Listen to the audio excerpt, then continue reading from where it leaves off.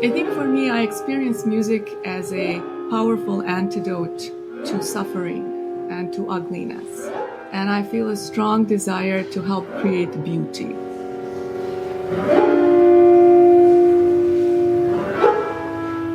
And as a pianist, I find beauty in variety, in new ways of seeing and hearing, and in exploring the full capabilities of our instrument.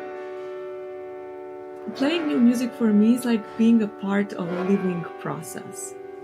Something new has to come out of something old. It's the only natural way. And I think new music does this for me. And I enjoy also the community of new music.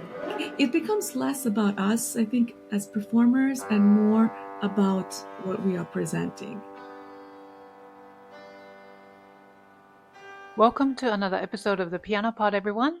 This season, we are exploring creativity and connection, highlighting artists who are reshaping what it means to create, teach, and inspire in the modern world of classical music. Today's guest, Dr. Mirna Lekić, embodies that spirit through her multifaceted artistry. Born and raised in Sarajevo, and now based in New York City, Mirna is a pianist, scholar, and educator whose work bridges intercultural dialogue, historical performance practice, and contemporary creativity. Her performances have taken her to major venues worldwide, from Carnegie Weill Hall to St. Martin in the Fields in London, and she is equally passionate about nurturing the next generation of musicians as a professor at Columbia University and Queensborough Community College. In recent years, Mirna has released acclaimed recordings available wherever you listen to music, earning praise for her intelligent, sensitive interpretations, and recently being named a laureate of the American Prize Piano Competition.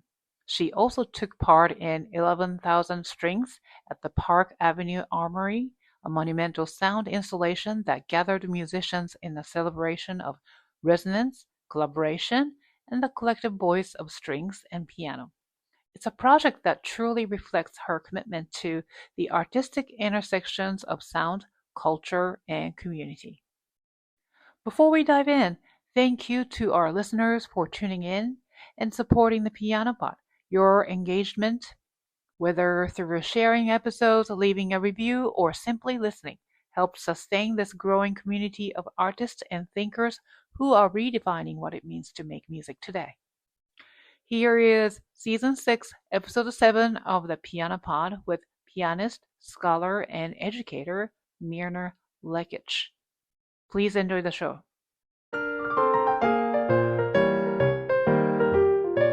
You are listening to the Piano Pod, where we talk to the brightest minds in the industry about how they are bringing the piano into the future and thriving in a complex, ever-evolving world. Mirna, welcome to the Piano Pod, finally. Yay! Thank you so much for being here. Thank you. Thank you for having me. And course, thank you for creating this Piano Pod community for us. Oh, thank you. Thank you for saying that. And, I've been wanting to have you on the show for such a long time. And then so I'm so happy that you're here. So for our listeners and viewers, Mirna and I actually go back a few years. We first met through Madeline Brewster's Art of Practicing workshops back in, I think it was around 2020, 2021 or so. And of course, Madeline was one of our wonderful guests from season 1, actually. And then Mirna also came to the Piano Pod Live event this past October, which truly meant so much to me. So, you recently participated as one of the pianists in 11,000 Strings at the Park Avenue Armory, a monumental large-scale installation by German composer George Friedrich Haas. And this North American premiere unfolded over several days and featured 50 upright pianos. Wow. It was all microtuned and everything. So, but let's start with that. Can you tell us about the project, how you participated and what was it about and so on? Sure. It was really a wonderful surprise and a gift. And the opportunity came unexpectedly late last spring when Park Avenue Armory disseminated a call for 50 pianists. So seeing this, I was intrigued and I submitted my resume and got to participate as a cover. So I attended the rehearsals and performed in 3 shows. And I was curious to hear what the composer, Georg Friedrich Haas, had done with this unique setup, which includes 25 musicians of Ensemble Klangforum Wien, and those 50 upright pianos tuned 2 cents apart. So in a circular setup that was used in rehearsals and in performance, the piano that you are sitting at sounds 2 cents higher than the piano to your left. And all the pianos from piano 0 to piano 49 cover the distance of a half step. And this allows for wonderful tuning that makes possible intervals and harmonies that are alive and sparkling.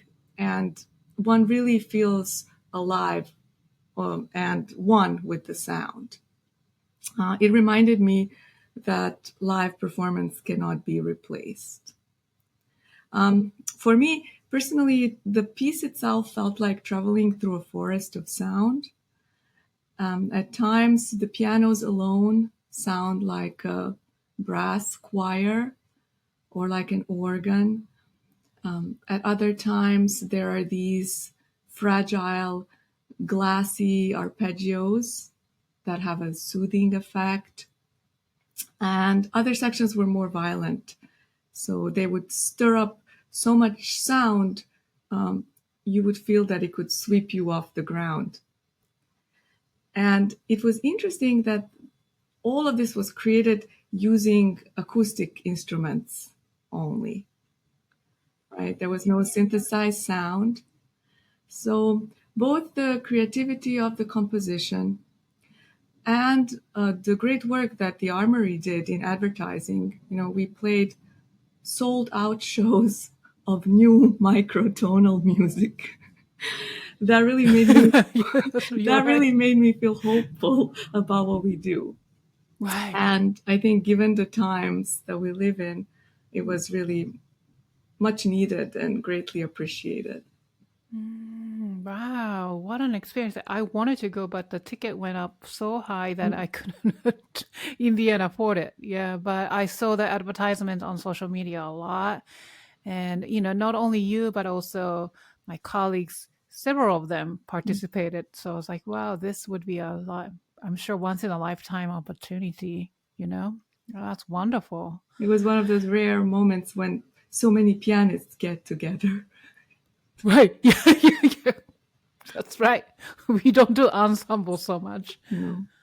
Wow, that's great. So I know, that whole event project sounds like something that, how you approach with your artists, right? Like imagination and openness and deep sense of connection to people. So now I usually start out with this prompt, this question for each conversation. So let's start with this.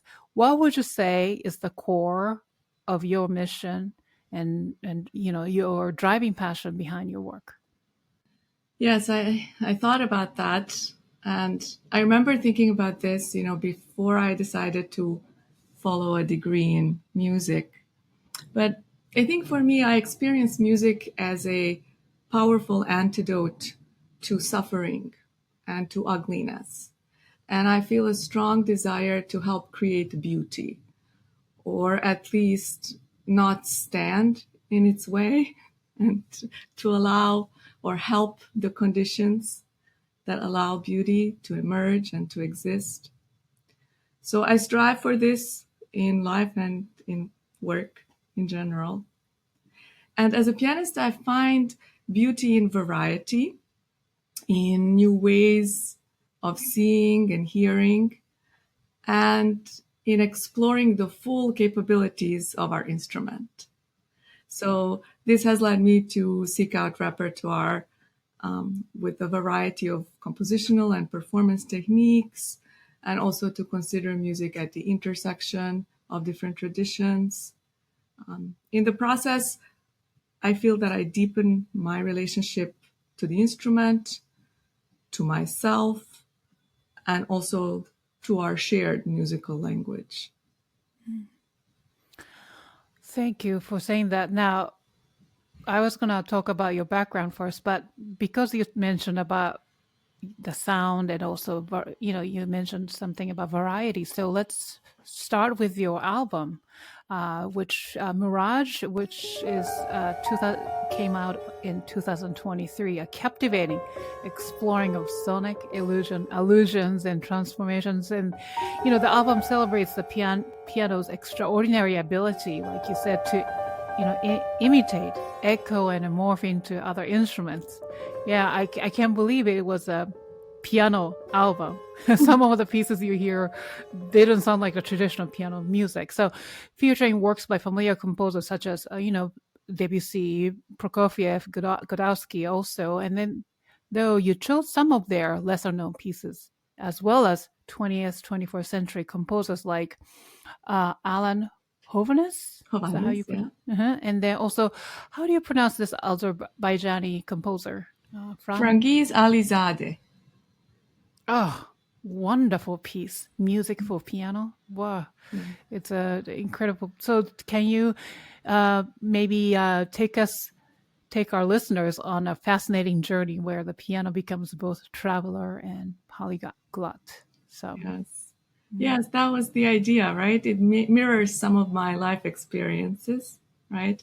And oftentimes when I program, I deal with this aspect of variety thematically, right? So when I worked on my first album, Masks, it combined lesser known works, 20th century works, and revolved around this ballet that Debussy wrote for children dancers or marionettes called La Boîte à Joujou, or the toy box. And then it included pieces inspired by other masked characters. And so Mirage kind of grew out of that. It's more of a multicultural tapestry than Masks. And yes, it focuses on piano's imitative capabilities. But I think more abstractly, both of these albums explore the nature of adapting and crossing boundaries.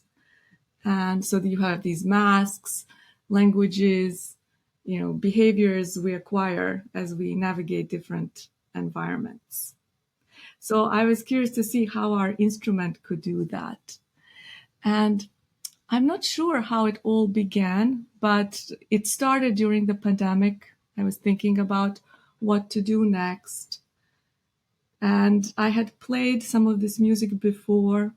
For example, there is a piece inspired, or that sounds to me like bells very much, by Ukrainian composer Igor Shamo. That was the first, let's say, contemporary piece that I played. At Eastman, they had this requirement for your senior recital to include a piece written after 1964. And that's what I had learned back then. So I kind of went back to that. And then I had played several compositions by Frangiz Alizadeh, whose music I really love. I recorded one of her chamber works on another album called Eastern Currents. And I looked, I searched for, works that could fit this theme. So I was familiar, for example, Martin Scherzinger is a composer who was my music history teacher at Eastman. And I had listened to some of his extraordinary music. He's a scholar of African music, so his piece imitates the sound of mbira. Then there is another recent composition by Natalie Draper called Fractured Bells that goes into the bell category. And the album is organized really into chapters of sorts. So you have, as if you are traveling, east, from the east to the west and then south. So there's some Spanish music. There is Armenian tradition. And Alan Hovhaness, I was not familiar with his works much, but once you start reading about him, this was his life's work, writing music that crossed cultural boundaries. And what else is on the album? There's a short piece by Prokofiev imitating harp. Yes. Obviously, there's Cowl, his famous Aeolian harp. Oh, yeah, that was incredible. Yeah.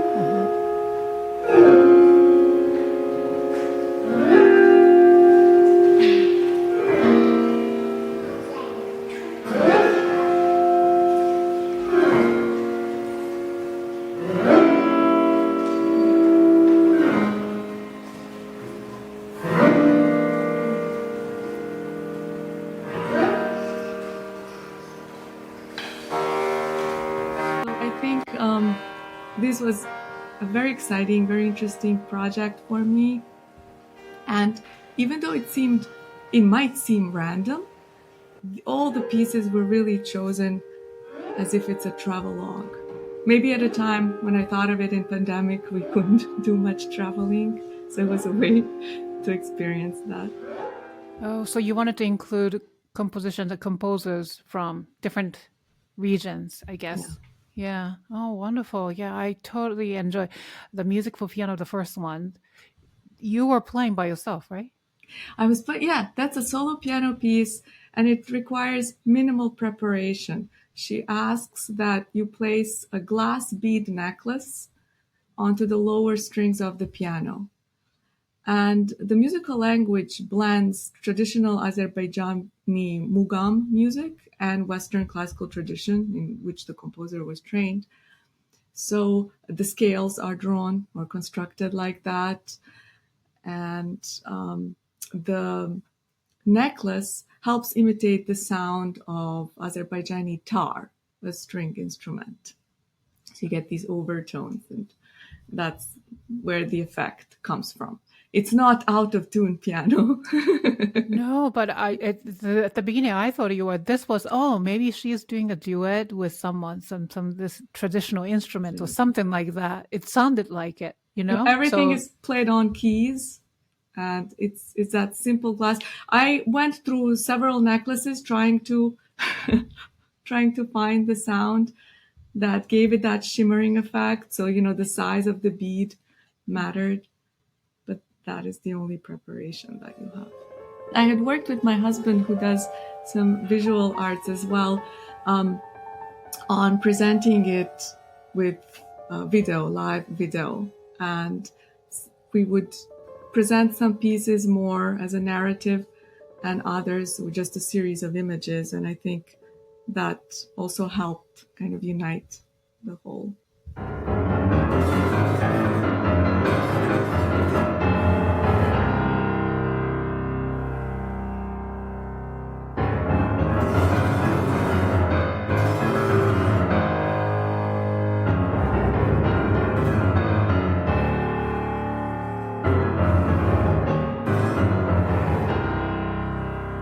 One that inspired you to, maybe you mentioned already, but curate this particular program,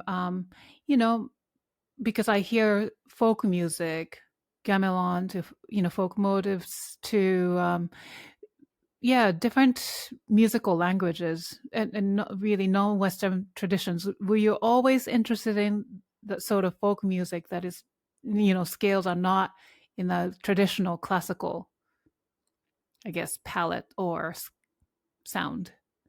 Well, I think there are two parts to that, two ways that I can answer that. One has to do with this desire to seek balance after being so thoroughly immersed in Western classical tradition. And perhaps I was seeking that balance because I grew up with a lot of folk music, listening to folk music. So when I was a child in Bosnia or in former Yugoslavia, that is something that was really easily accessible. And there was a great variety of folk music in that region, or there still is. You can find things like Bosnian Sevdah music, which is something that grew out of the Ottoman period, but in spirit is very similar to Portuguese fado. It's intense emotionally. It speaks of love and longing and loss.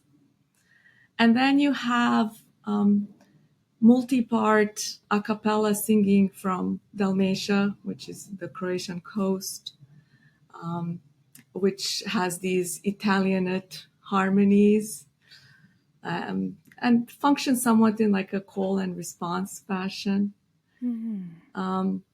Then you might have Macedonian dances and songs. And I think maybe here it will be, for the listeners, it's kind of similar to Bulgarian music. And you might even have epics, like long epics that are accompanied on a single string instrument called gusle. So, you hear all this growing up, and there was a lively pop and rock scene as well, especially in Sarajevo. So it's there. And somehow I think when you receive formal training, at least the way it was in Yugoslavia, it is rooted in Western classical tradition. And then as you step into the real world, you look for those things, those other things that are also part of you. Last year, I did a presentation at Columbia for a class. And one of the students, it was a presentation on prepared piano, and in particular, the music of Alizadeh, because another work of hers called Three Watercolors that I had played involves some actual preparation of the strings. And one of the students asked me, how did I deal with phrasing in this piece? And, I stood there for a moment a little bit, because I had dealt with it completely intuitively. And this is not 8-bar classical syntax. It is very much, kind of non-Western. It seems flexible. So I think I subconsciously approached it just as I would a folk tune. And that's what I told the student. It really came just intuitively, and I felt connected to this music. Now, when I look back, I think maybe this is the reason, having grown up with, folk music that in some ways was similar. Yeah, but to put that into this one album, it takes a lot of work and thoughts, thoughtfulness. And so, but yeah, I think I listened to a few rounds, because once you start it, like you have to really go all the way till the end. Otherwise, yeah, I mean, each piece is beautiful, but yeah. And then I like the piece, Guero. Oh, yes. Yes. Guero is on it. That was, Whoa. Chosen out of my desire to learn a completely new language.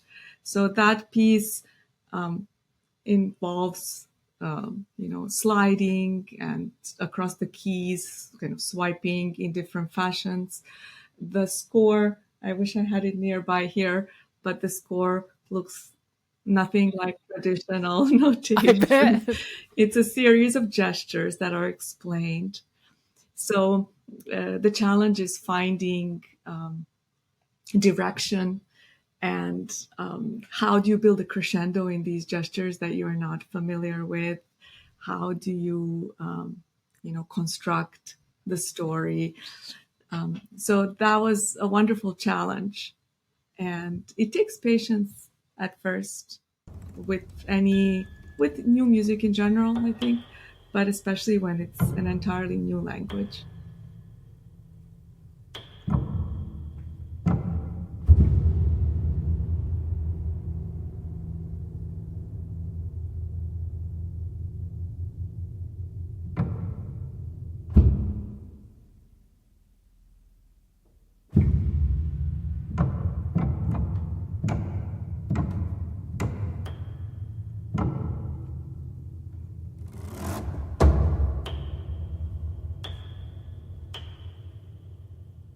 classical musician, classically trained, we don't think about sound so much, surprisingly, you know? Like, I've been doing this podcast for a while, and then when I speak with contemporary composers, that's when I realize, oh, yeah, we are actually we deal with sound, but we think of tone, we think about phrases, just like your student said, we Mhm. think about rhythms, but sound is a very different thing. And then, yeah, but the album, the throughout the album, as if this was not performed on a regular piano, like there was like a sound engineer almost creating the sound.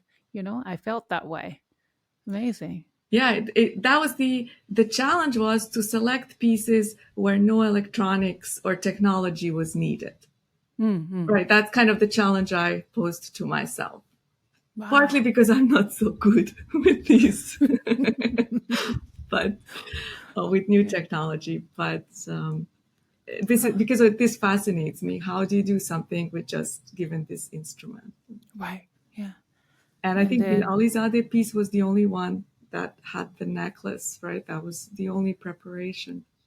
oh, really? Yeah, yeah. But even like the compositions, like, fractured bells, it did sound like bells, you know? It's a beautiful that, and that's traditional notation and traditional performance technique.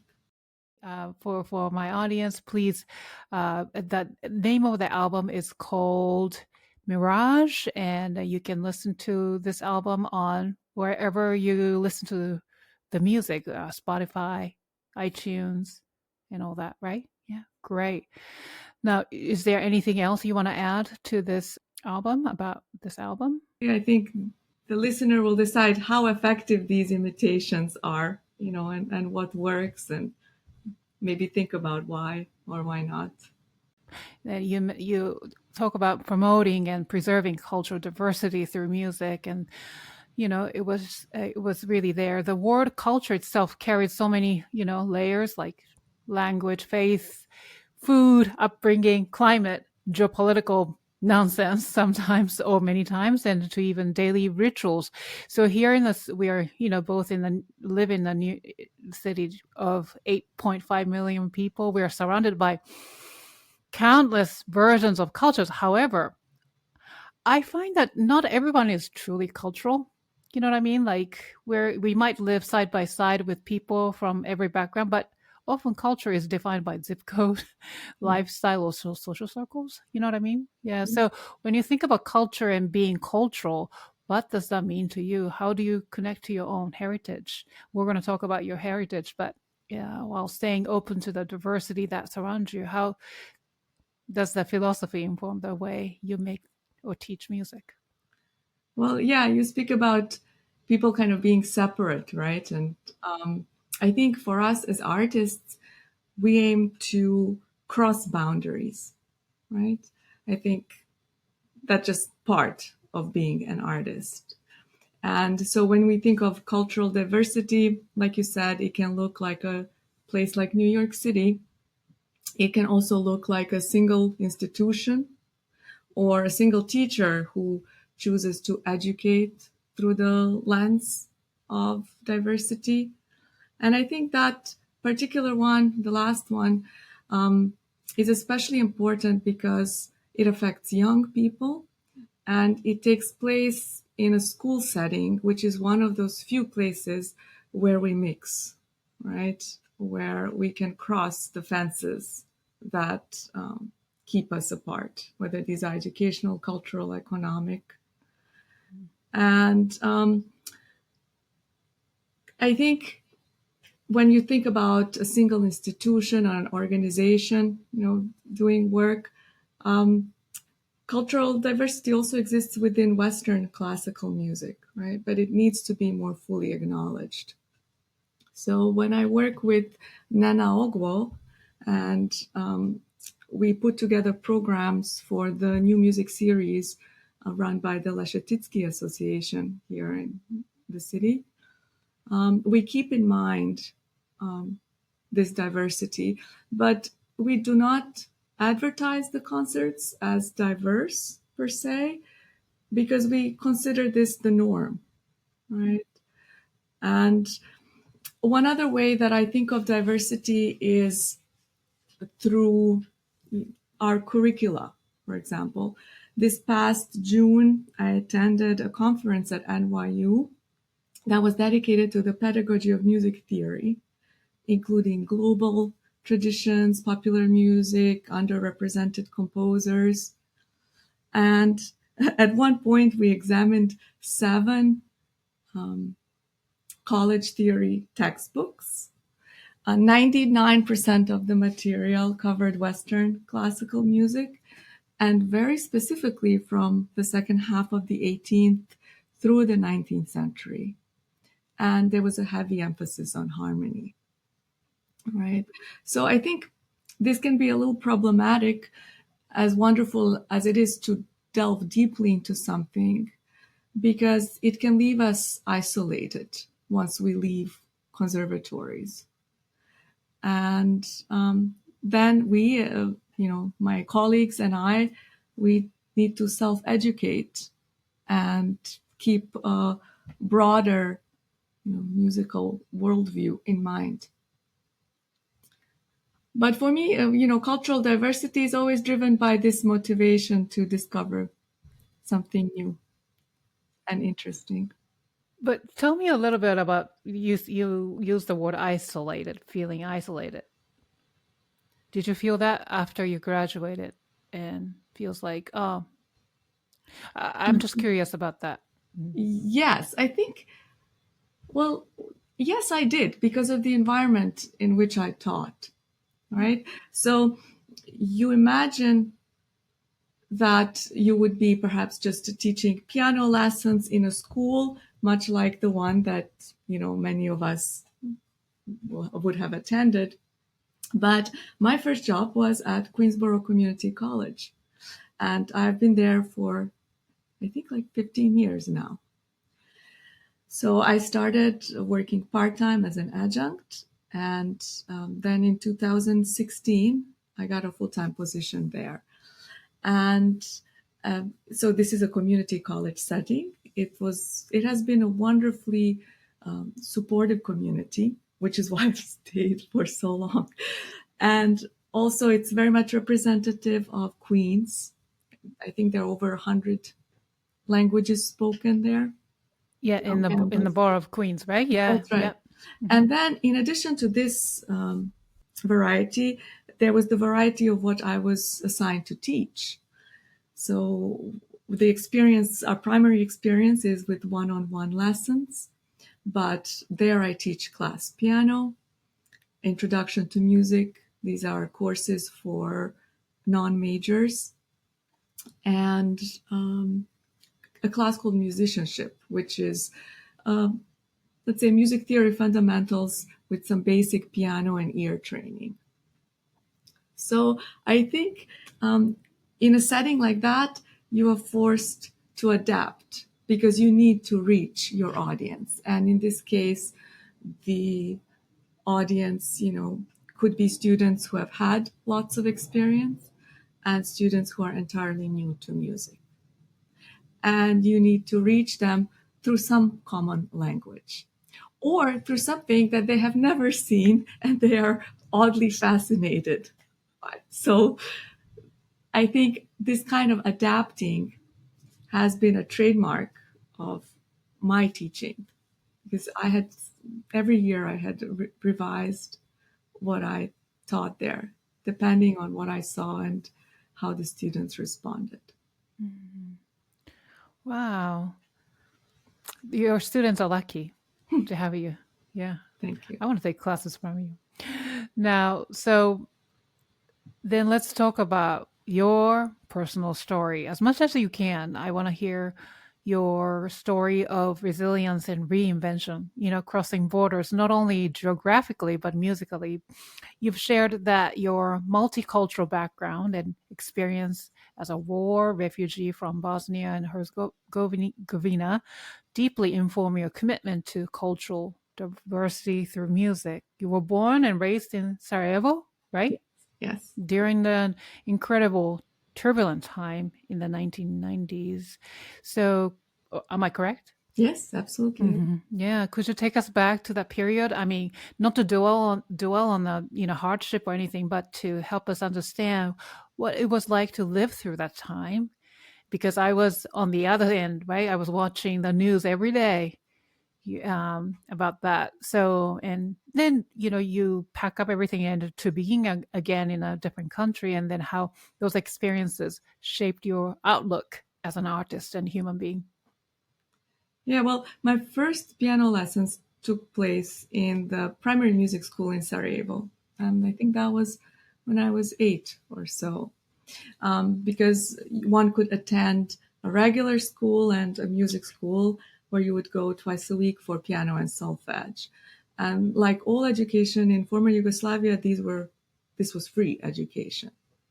So that's something that I have come to realize the value of, after coming to the United States. And I don't come from a family of musicians. So, studying piano gave me a sense of independence and a sense of identity. Then, 4 years after that, everything was interrupted with the start of war. And Yugoslavia was no more. My city came under what would be the longest siege in modern European history. Like 3, 4 years, right? That's right, longer Yeah. actually. Yeah. Oh, wow. And so my mom, my brother, and I became war refugees at that time. Most of my family stayed behind, including my dad, who was able to join us later when we arrived to the United States. And I was 13 at that time. The town that we resettled in, Glen Cove on Long Island, is one of the most diverse places on Long Island. So that kind of fits into the story, coming from Sarajevo, which was very diverse in its own way, to Glen Cove, and having one of these teachers like the one that I mentioned to you when speaking about cultural diversity in high school there, who introduced us to a lot of things that New York City had to offer, and also introduced me to American music. And then, of course, later I went on to Eastman, so I spent a little time in Rochester, and I returned to New York for my graduate studies. So oddly enough, all of my time in the US has been spent in New York State. Wow. Yeah, Okay. yeah. But luckily for me, through the turmoil of these war years and refugee life, the way that my family maintained a sense of stability and normalcy was by helping me continue music studies in whatever way that was possible, whether that was in former Yugoslavia or when we resettled in New York. And this is when I really benefited from music and realized its power and its value. Because many people would consider music study unnecessary and completely impractical, especially for a refugee. But my mother understood that for me and for my brother, who also played, music was a healing presence. It was a steady friend and a steady ground in new environments. And practically that meant, making hard decisions about where you put your resources. But today, when I play and when I teach, I am very much aware of this important connection that one can have to music. I'm aware of the sacrifice, or rather devotion would be a better word, that music study demands, and of the role it can play as a lifeline and as a source of support for someone else. That's a powerful statement, especially someone like you who went through that time period of your life and such a critical age people say, right? 12, 13, right? And made that move, and family moved out of oppressions. So it's clear that you have transformed your life experience into a profound creative force. How do your memories and heritage continue to shape your artistry, the way you play and teach and connect with audiences? Well, I think the important thing is always to remain true to yourself, to be honest to yourself. And I encourage my students to do the same. So you do this by selecting repertoire that you can connect deeply with. And I also aim for this sincerity in the delivery of repertoire. So I think, in one way, the heritage and all this innovation that comes are just a natural process for me. That's how I have experienced it.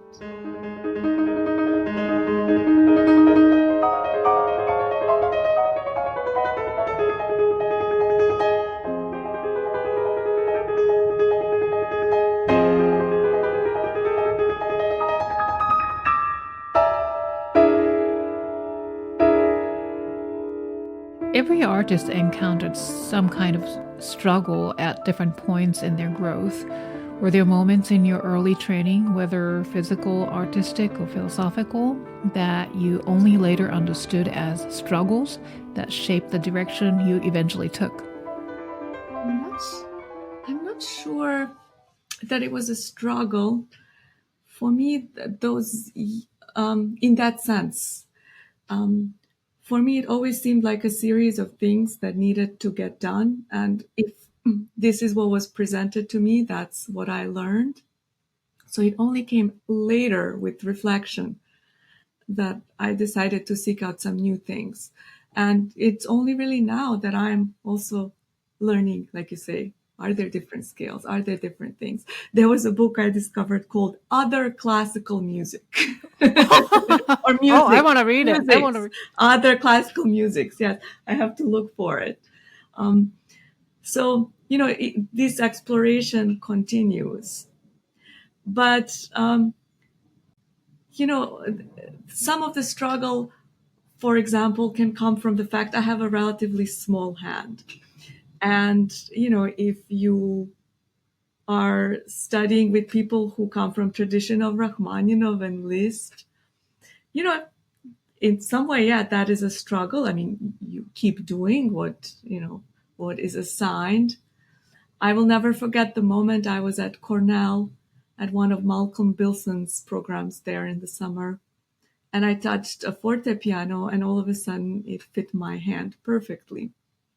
So that was one of those wonderful moments when you actually realize that you might have been struggling without knowing. Right, yeah. I'm thinking if there were other moments like that. I think it also has to do with having a teacher who might allow your voice to exist more fully. A lot of times in instruction, you will be corrected constantly, right? You will do something and you will be given an alternative or some way that this music should be. And I remember when I came for my doctoral studies at the Graduate Center, Ursula Oppens was this kind of teacher for me. She would kind of look at me and say, well, what do you think? And you're at first I was like, well, you tell me what I should think, Yeah. So that was really, really freeing. And I think I find that same freedom in new music because it's something where I feel I can bring myself, where I can focus on creating a story in sound without too many preconceptions, that I can go through the discovery process myself without shoulds, this should be this way or that way. I think it keeps it incredibly alive. And I'm grateful to my colleagues at the Graduate Center who introduced me to new music. I told you at that point I only played like one piece from 1964. Yeah. But it's playing new music for me is like being a part of a living process. A lot of the times, I'm thinking of this word struggle that you mentioned.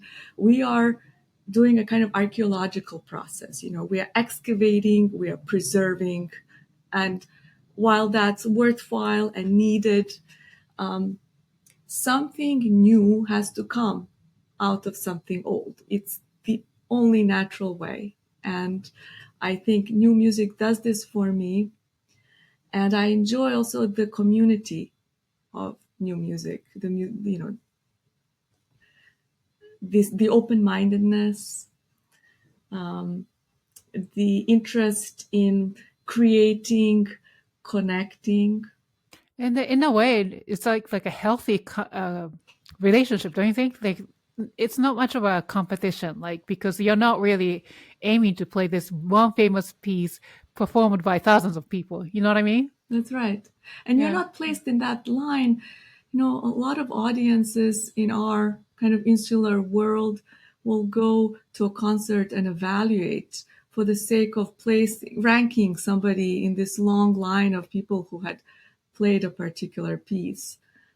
And you don't have that in new music. It becomes less about us, I think, as performers, and more about what we are presenting. And I really appreciate that. I'm not a big fan of the spotlight. I think all my life I have preferred to practice more than perform, until I really discovered new music. Because there was a spontaneity that I did not feel I could always achieve. So maybe that can answer your question about struggle. That for me, this lack of spontaneity perhaps was source of struggle, because I was thinking we could fix it by composing our own music. We could fix it by, like what I've tried, by relating to these less confined folk traditions. Or maybe not fix it, address it, explore it in this way. Right. Yeah. And also, if I wanted to go, perform or learn contemporary music, then, in my time when I was young, it was all about 20th century atonal. And so, although I loved, but then I can't just play them all the time. I need to go back to tonal music or some sort of, I want to hear cadence or something. So in that sense, do you think that 21st century, this contemporary compositions are sort of coming back to tonal, and also, blending of folk music like we talked about? Do you think? Yeah, I think the palette is just so incredibly wide. So you never know what you're going to discover. And also, what I like is that I can always find something that I truly enjoy. I think that. Yeah.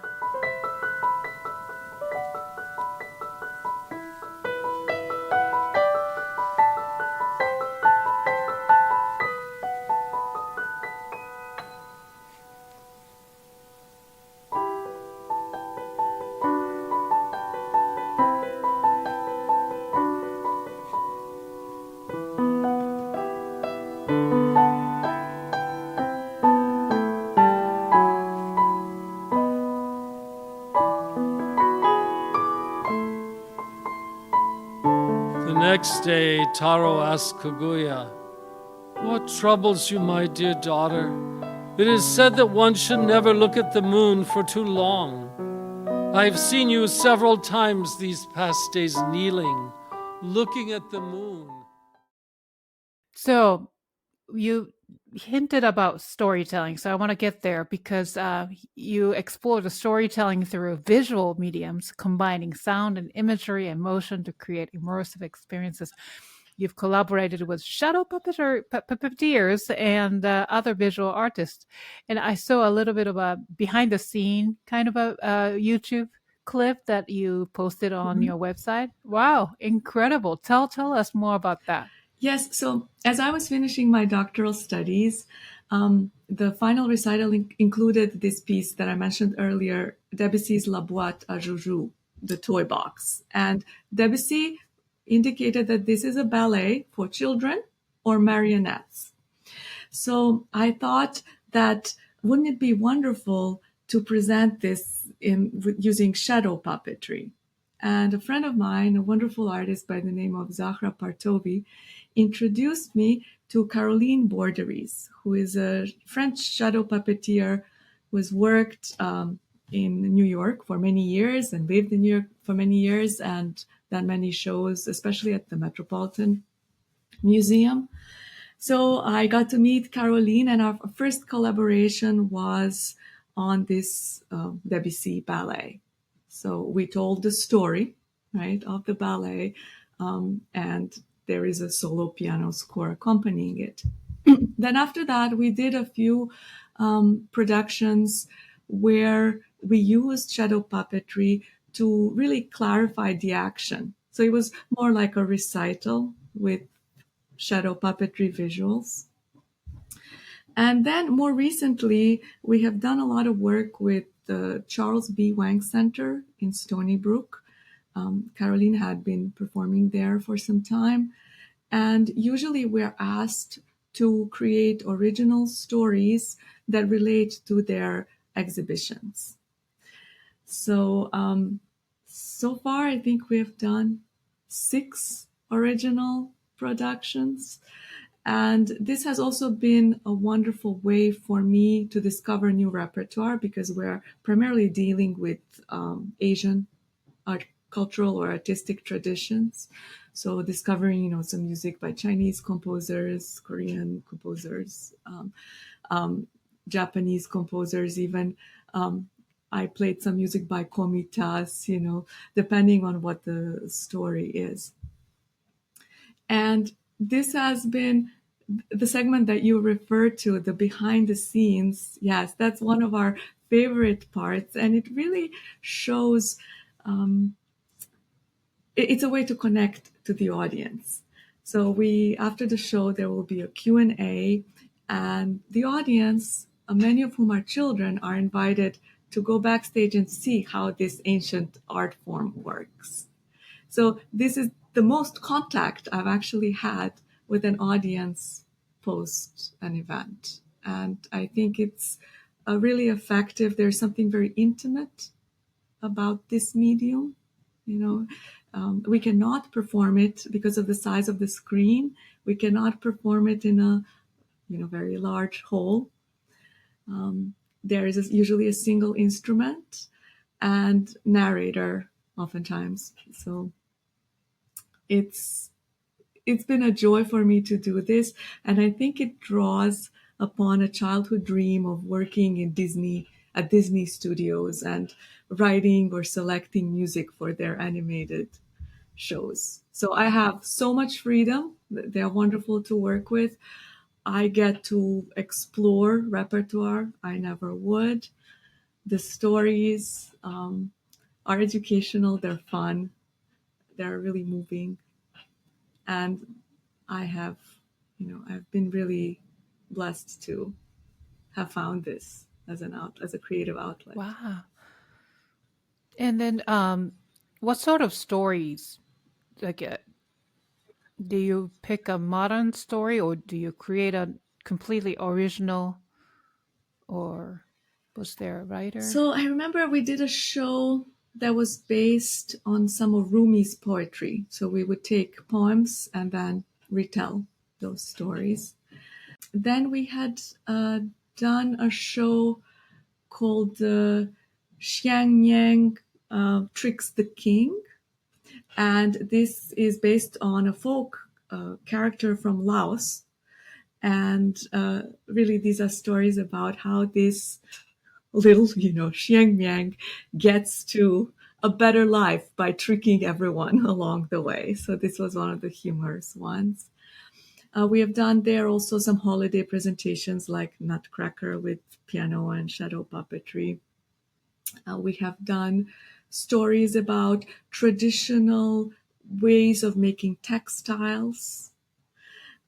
So we would create a story, perhaps of a mother teaching her daughter this and what this means. So it depends what the exhibition is.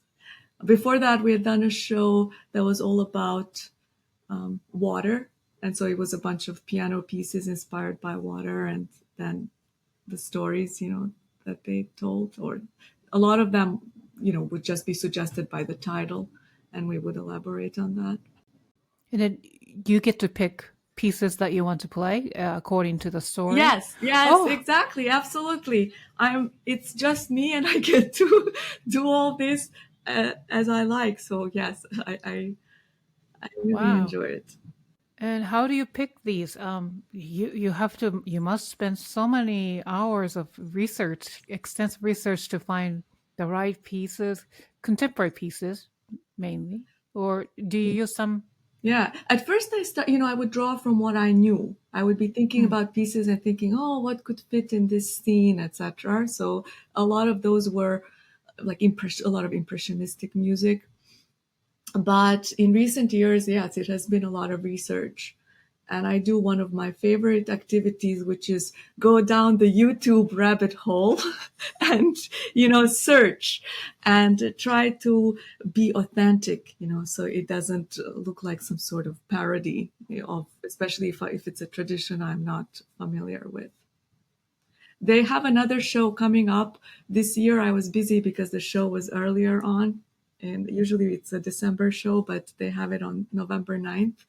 And this time, my husband is doing live electronic music for the show. So, Your husband is a musician? yes, he is. So I've asked him to take over this time and help out. Oh, wow! What a collaboration! Now, then you also have this another project that you do. Like you are the founding member of Ensemble 365. So, can you tell us about that? Yes, that was something I did in the past several years, right after graduating or from the CUNY Graduate Center. I formed a group with some of my colleagues, and we worked together. One of our projects, which fits this theme of multicultural music, were a series of recitals, and the recording that came out of it called Eastern Currents.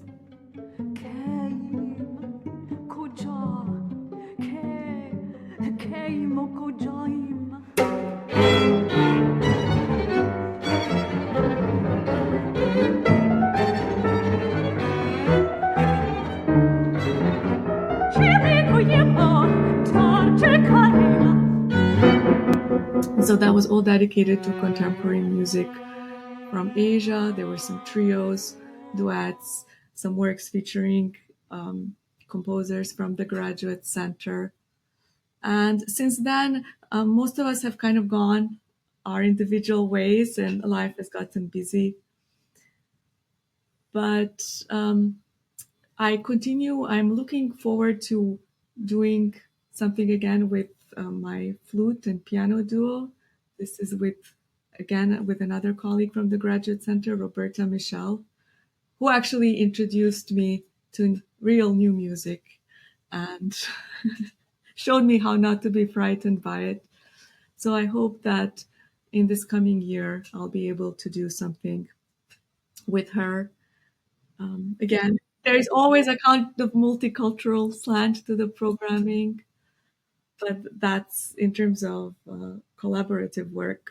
That's where I am now. Last year, when I was on my sabbatical from Queensborough, I worked on a 2-piano program with pianist Vladimir Valjarevic.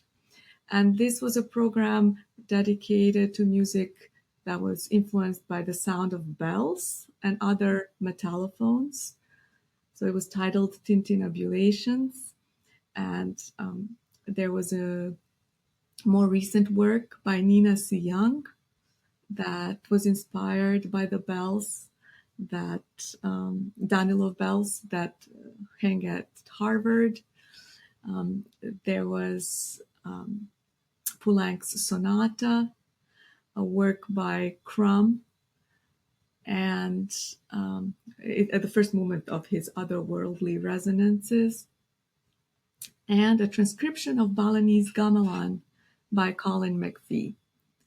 So this was the program, and I'm hoping that we're working on doing video recordings of this. So I hope I can share this with the viewers soon.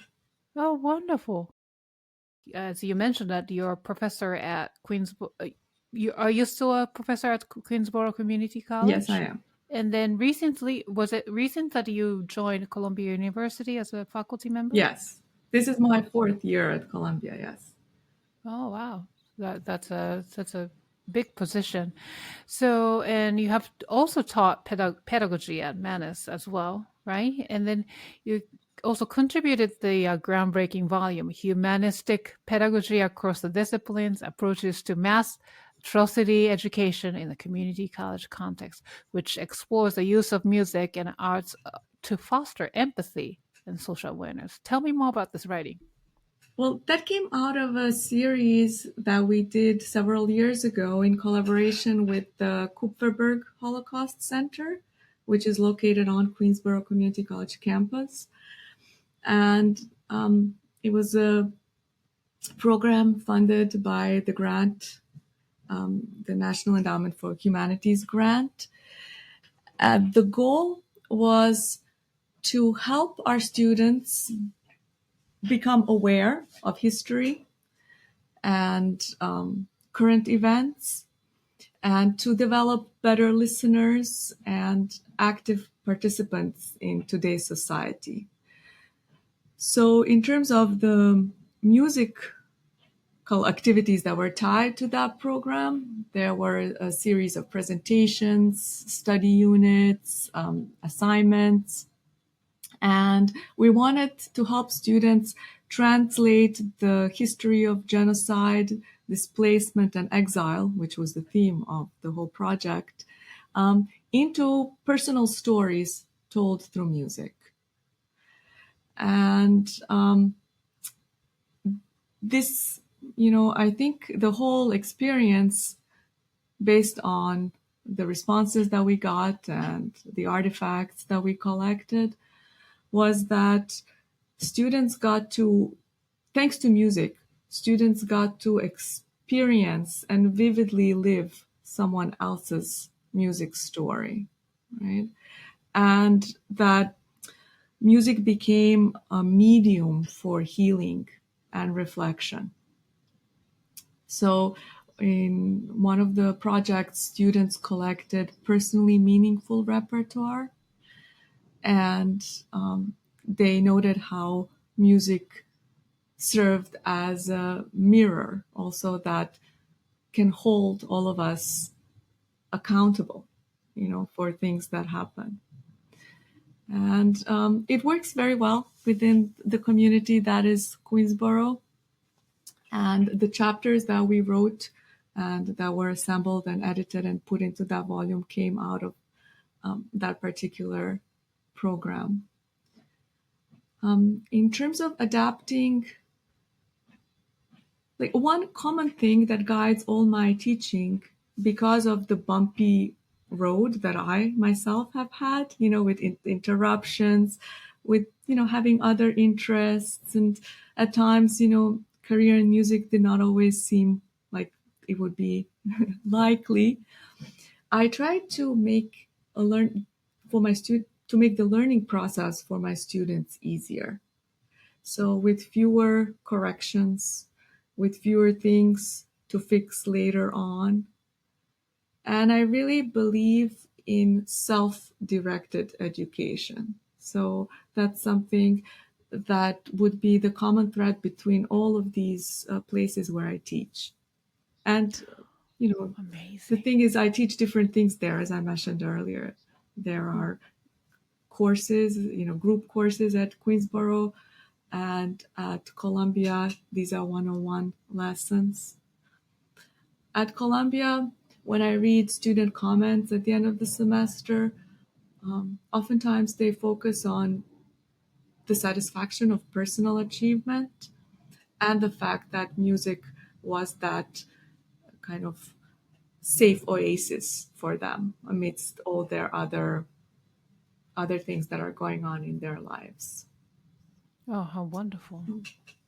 So at Columbia, you also, are they non-music majors? Correct. That take lessons? So currently I have a studio of 8 students. In the past, I would have 12. It depends how we, are able, how many students there are and how we divide them amongst ourselves. But yes, I think I have 2 students who are music majors and others study other things. Some come with quite extensive prior experience and some are beginners. Oh, how fun. Yeah. Yeah. It really is. It really is. Yes. And I appreciate the one-on-one because we get to really become, friends. So.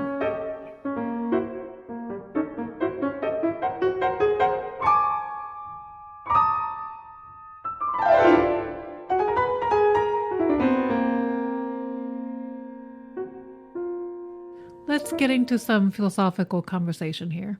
Like in a time when the role of classical musicians is constantly evolving, and what do you see as the artist's responsibility to society today? Well, we have to be that mirror of our world, but at the same time, encourage people to see things in new ways. I think in that way we cross all these boundaries. Always, seeking that best of humanity.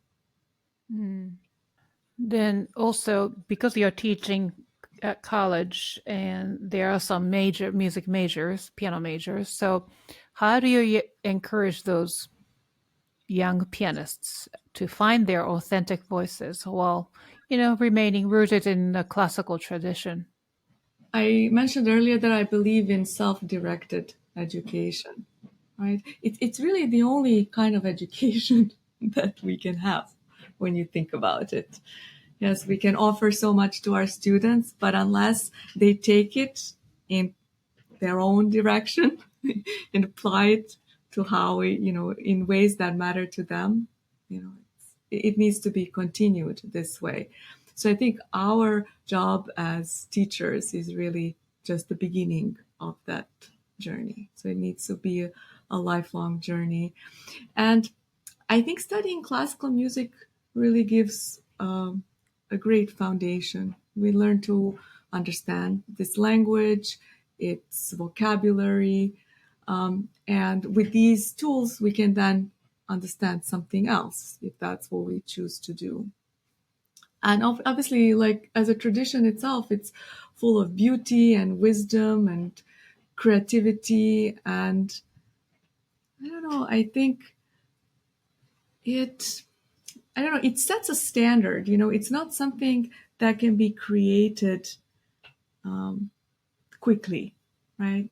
It requires skill, it requires reflection, it requires knowledge. And especially in the times that we live in,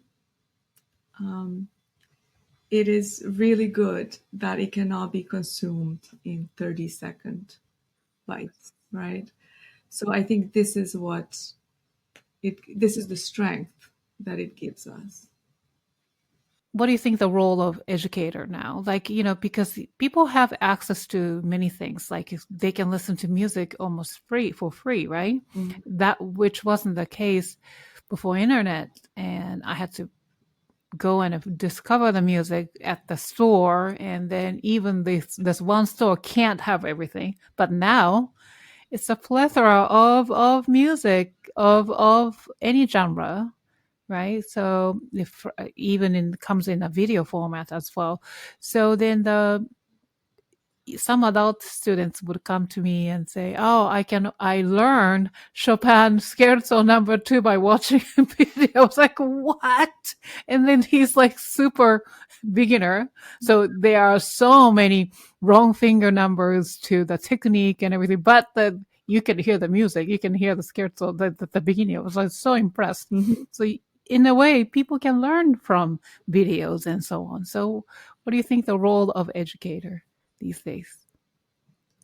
Well, you have to help them sift, right, through all the material that's there. So there are guidelines you can suggest. Oftentimes, in my classes, I will draw from certain YouTube channels and tell them, okay, these are sources I think that will be helpful to you.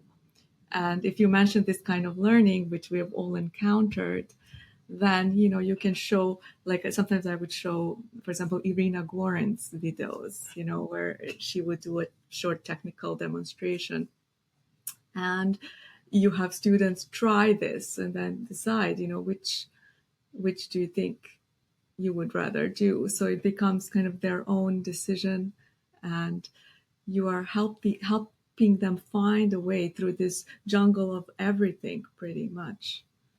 And if you say go listen to a piece, then you have to say, please find a few recordings, tell me what you listened to, why did you pick this.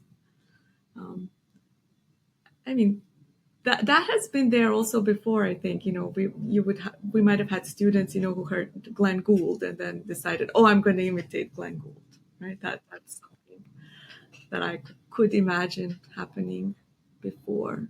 But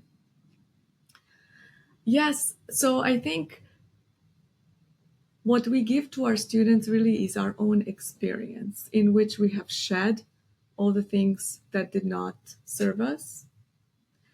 And so we can offer them this filter in a way.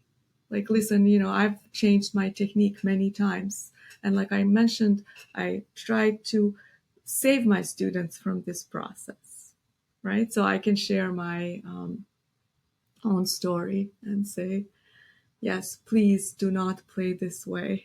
Even if your body is somehow able to withstand this, don't do it, because there is a better way. Or, and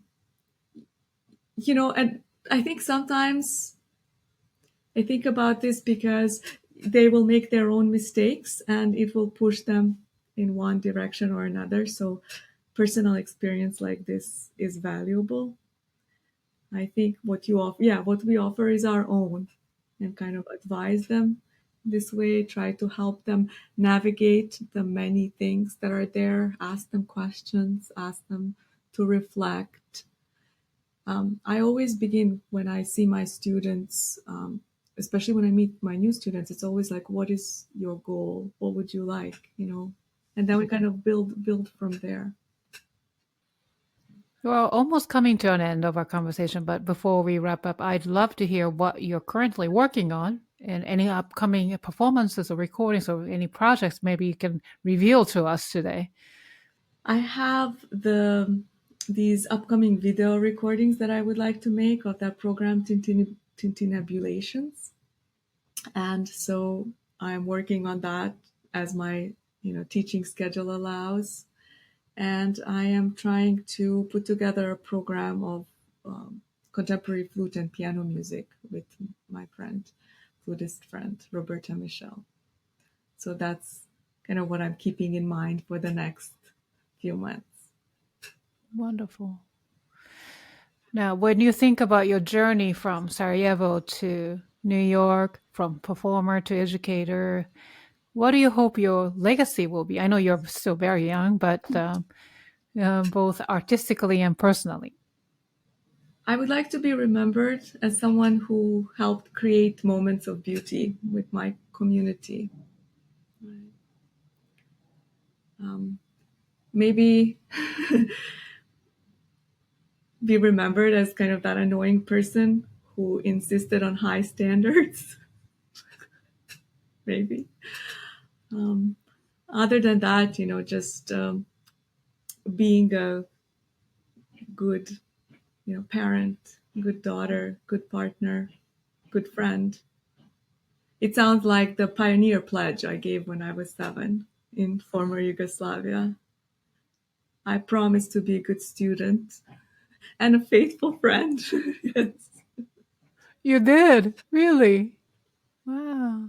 Yeah, and which I'm sure you are, and I mean you were, because you were supportive for coming to the live show about a month ago, and really meant a lot. So yeah, thank you. It was really wonderful. And I'm so glad that you're bringing us all together and showcasing the variety and really the amazing work that's being done. Mm. Oh, Yeah. thank you. Yeah, I really wanted to showcase that, 4 different stories, but just contributing to the society and the communities, different communities by, music and music education. So, yeah. Bravo. Oh, thank you. Yeah, bravo to you too for your dedication. So for our listeners and viewers, please go to mirnalekic.com, which is MIRNALEKIC.com, to learn more about Mirna's amazing albums and also the shadow puppeteer that she mentioned today. And also you can listen to her music on iTunes and Spotify and so many other music streaming services. All right, then the rapid fire questions segment is here. Now we take this segment very seriously. You've shared your stories and expertise today, but these questions, carefully curated by our team, which is me, will give our listeners a glimpse into who you truly are. So let's do this. Now, please answer each question with the shortest response possible. No explanation is necessary. Are you ready? Yeah, yes. All right. Level 1, fun and light. Number 1, what is your comfort food? Chicken soup. Oh, so good. How do you like your coffee in the morning, Mirna? I don't drink coffee. Oh, Just water. just one. Not even tea? Sometimes, yes, I drink tea sometimes, though not in the morning always. Coffee gets me too hyper. Oh, I love the taste. cats or dogs? Dogs. Sunrise or sunset? Sunset. Summer or winter? Summer. Level 2, it gets a little difficult. Okay, now I'm nervous. What skill have you always wanted to learn but haven't had a chance to? Oh, there's so many. But musically related, maybe composition, improvisation, things like that. I know, right? Yeah, me too. Yeah. All right. What is your word or words to live by? I would say persist. Favorite venue you have performed in? Or maybe dream venue, but favorite venue? That is an excellent question. I once auditioned at the Performing Arts Center at the University of Maryland. And I remember the light in the venue and the wonderful piano. I think it's the Clarice Smith Performing Arts Center. Really? Wow, that's very specific. Maybe that one. I love venues that have light, lots of light. And this is why I thought of this one. Now, what is the most important quality you look for in other people? I would say sense of responsibility. Name a composer you wish more people knew about. Frangiz Alizadeh. You're Also, right. my husband, Andre Bregeger. Okay, Andre Bregeger. Okay, I will look him up on Spot. Is his music on Spotify? Yes, Yeah. there should be some there and on his website. And he does Okay. mostly electronic music these days. Okay, cool. I'll check him out. Now, level 3. 2 more questions to go. Name one piece in your current playlist. Oh, you know what? I don't have a playlist. Oh, I don't. It seems like I have music, with me throughout the day, and I don't listen to it when I walk. So I know, right? I That's don't like the have last thing like, you. yeah, usually like I just, seek out things as I need them. Yeah. I found that a lot of musicians are like that. And then I thought of myself, I don't have it either. I don't listen to music in such a pleasure way. You know what I mean? Yeah, It's a part of our job. So I'd rather listen to podcasts actually. Yeah. The words, absolutely. right? I miss listening to words. All right. The last question. Fill in the blank. Music is blank. Music is essential. That's the first one. Yeah, no one said that before. Mirna, thank you so much for You're joining us very today and for welcome. sharing your artistry and spending time with me like this and your thoughtful reflections and insights with such openness and creativity and grace. And to our audience, if you would like to explore more of Mirna's incredible work, please visit her website at mirnalekić.com and listen to her acclaimed recordings available wherever you listen to music. And of course, a huge thank you to all of you, our dedicated listeners, for tuning in. If you enjoyed today's episode, please give it a thumbs up and subscribe to the Piano Pod on YouTube. And also share and review this episode on your favorite platform and tag us at PianoPod. It's one of the best ways to help our community grow. And we love hearing your feedback. For the latest updates, guest news, and stories that inspire creativity and connection, follow the Piano Pod on Substack, TikTok, Instagram, and LinkedIn. We'll see you in the next episode of the Piano Pod. Thanks again, Mirna.